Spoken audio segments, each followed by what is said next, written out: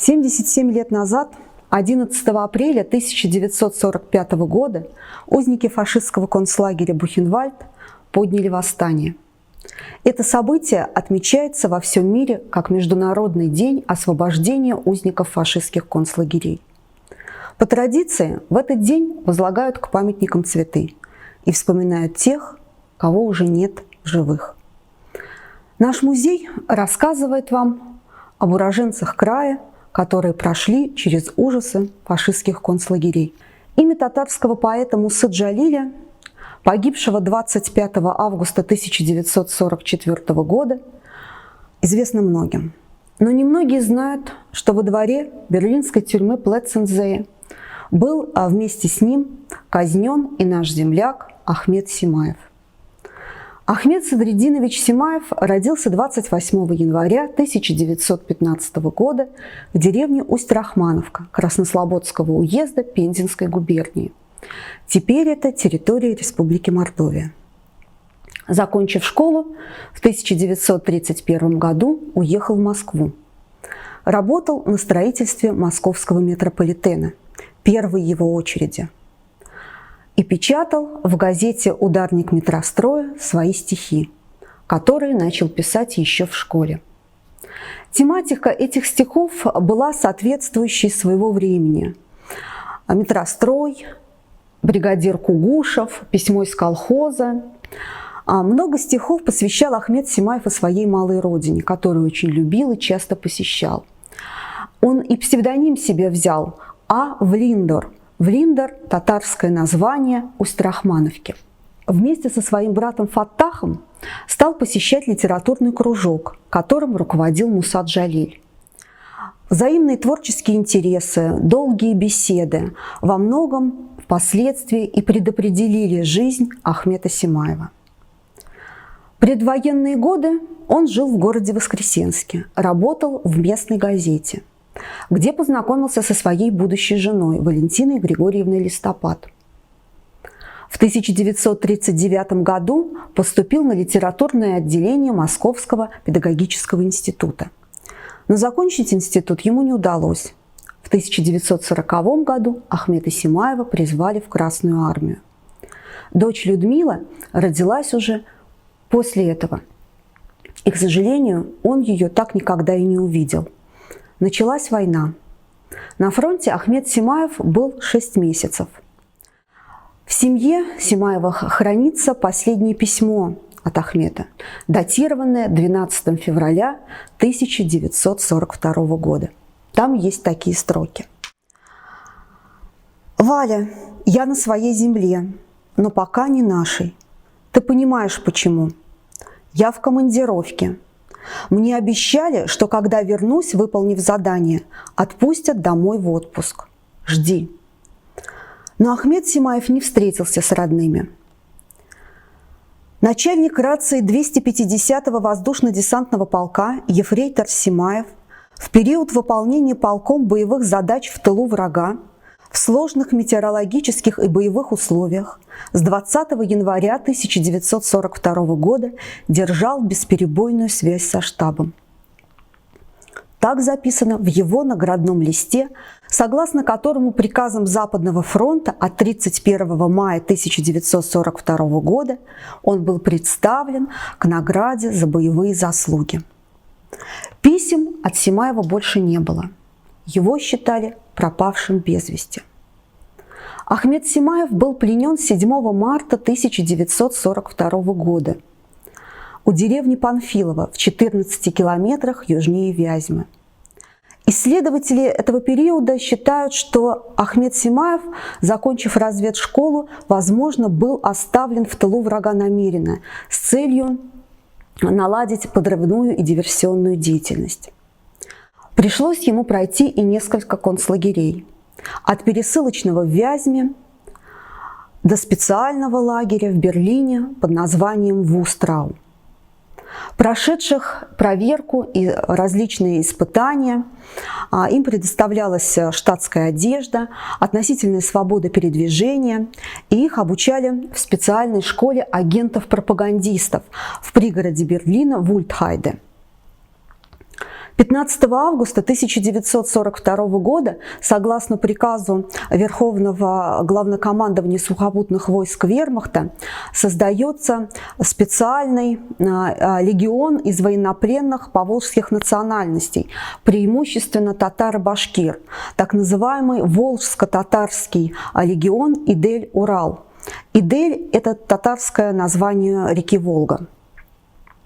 И уже в конце 1942 года в Национальный комитет Идель-Урал стал входить Ахмед Симаев. По мнению очевидцев и соратников, именно Ахмед Симаев нашел в плену Мусу Джалиля, который попал туда в июне 1942 года на Волховском фронте под Новгородом. И именно по его рекомендации в марте 1943 года из концлагеря перевели военнопленного Гумерова, а именно под такой фамилией значился Муса Джалиль в Национальном комитете, в концлагерь в Устрау. Вместе с Джалилем Ахмед Симаев создали сплоченную, хорошо организованную подпольную организацию внутри Национального комитета Идель-Урал. Своей целью они ставили подрыв этой организации изнутри. Ахмед Симаев занимался вербовкой военнопленных по концлагерям в этот легион, и среди этих военнопленных проводилась работа с тем, чтобы впоследствии они повернули свое оружие против гитлеровцев. И работа эта давала свои плоды. Так, в начале 1943 года на Восточный фронт было отправлено 3 батальона легиона Идель-Урал, а в конце 1943 года еще 4 батальона. Первый батальон номер 825 оказался на Восточном фронте в феврале 1943 года. 14 февраля их провожали с почетом, а уже 21 февраля командиры этого батальона вышли на связь с партизанами. И 22 февраля больше 600 человек с вооружением и снаряжением перешли на сторону партизан. А больше половины 3-го и 4-го батальонов также перешли к партизанам. Кроме того, Национальный комитет занимался распространением и распечаткой листовок на русском и татарском языках антифашистского содержания. Распечатывал сводки Софинформбюро. Ответственные, рискованные задания выпадали на долю Ахмеда Симаева. Он хорошо говорил по-русски, достаточно неплохо знал немецкий язык, поэтому мог обходиться без переводчика. Очень многие знали, что он присутствовал на различных ответственных пресс-конференциях. У него была личная аудиенция у рейхсфюрера СС. Он встречался с министром оккупационных восточных областей Розенбергом. Все это отводило от него любые подозрения, то есть он внушал фашистам особое доверие, и это было на руку подпольщикам. Ахмед Симаев не только вербовал военнопленных в легион, но также встречался с рабочими немецких военных заводов, держал связь с польским подпольем, неоднократно выезжал в Варшаву и связывался с польскими партизанами. И организация подпольная внутри Национального комитета Идель-Урал стала называться «Патриот», и они вышли на связь с Берлинским русским подпольным комитетом. И все это тоже деятельность Ахмеда Садриддиновича Симаева. Но основной целью и Муса Джалиль, и Ахмед Симаева ставили перед собой выйти на связь с советским военным командованием. Для этого на своей квартире Ахмед Симаев смог сконструировать радиопередатчик. Подпольная организация существовала до 12 августа 1943 года. В результате того, что туда проник провокатор, руководящая группа была арестована. Вначале их содержали в тюрьме гестапо в подземных одиночных камерах около месяца. Затем перевели в Маубитскую тюрьму. Рассмотрением их дела занимался имперский суд. Столь высокий уровень говорит о том, что подпольная группа Национального комитета Идель-Урал действительно нанесла Третьему рейху ощутимый урон. Весь руководящий состав перевели в предварительную тюрьму в город Дрезден. Там же в одиночных камерах им зачитали обвинения. Обвиняли подпольщиков в создании антигосударственной организации на коммунистической основе, распространении запрещенной литературы и листовок. Обвиняли в том, что они прослушивали запрещенные радиостанции. А Ахмеда Симаева, помимо всего прочего, обвиняли и в том, что он был заброшен советским командованием как разведчик. 11 участников подпольной организации были приговорены к смертной казни. Среди них Абдулла Алиш, Ахмад Атнашев, Абдулла Батал, Фуад Булатов, Салим Бухаров, Муса Джалиль, Гайнан Курмаш, Фуад Сайфильмулюков, Ахмед Симаев, Зинат Хасанов и Гариф Шабаев. Смертного приговора они ждали достаточно долго. Вначале в Тегельской тюрьме, затем в крепости Шпандау.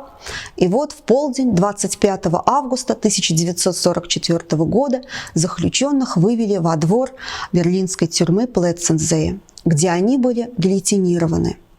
Очевидцы этой казни вспоминают о том, что шли они с большим достоинством, высоко подняв голову, и пели какую-то песню. Ахмеду Симаеву было лишь 28 лет. Только в ноябре 1944 года семье сообщили о том, что Ахмед Садриддинович Симаев погиб в фашистском концлагере в феврале 1944 года. А позже пришло письмо от лейтенанта Лукьянова. После взятия города Дрездена и исследования тюрьмы Дрезденской в одной из камер этой тюрьмы была обнаружена следующая запись. Здесь сидел Ахмед Симаев, журналист, москвич. Нас из России 11 человек. Все мы осуждены Вторым германским имперским судом на смертную казнь. Кто обнаружит эту запись и вернется живым на родину, прошу сообщить родным и близким о нашей судьбе. 24 марта 1944 года. Долгий путь прошли Муса Джалиль, Ахмед Симаев и их соратники до реабилитации. Только в 1952 году особая проверка Министерства государственной безопасности установила, что группа Мусы Джалиля действительно вели подпольную деятельность и были казнены гитлеровцами. И в конце августа 1952 года они были полностью реабилитированы. А 2 февраля 1956 года указом Президиума Верховного Совета СССР за исключительную стойкость и мужество, проявленные в боях с немецко-фашистскими захватчиками в Великой Отечественной войне, поэту Мусе Мустафовичу Джалилю Заилову было посмертно присвоено звание Героя Советского Союза. А 5 мая 1990 года президент СССР подписал указ о награждении его соратников посмертно орденом Отечественной войны первой степени. В городе Казани, недалеко от Казанского Кремля, в 1966 году установлен памятник Мусе Джалилю. А в 1994 году была установлена стелла с барельефами 10 его соратников, среди которых и Ахмед Симаев. В городе Воскресенске на здании местной газеты есть мемориальная табличка, которую установили 8 мая 1985 года. Большая заслуга в этом члена Союза журналистов СССР Сергея Михайловича Кристи, самого большого последовательного исследователя жизни и подвига Ахмеда Симаева. И именно он передал в наш музей материалы, связанные с Ахмедом Симаевым. Это фотографии, копии документов, газетные вырезки и статьи о подвиге группы Мусы Джалиля.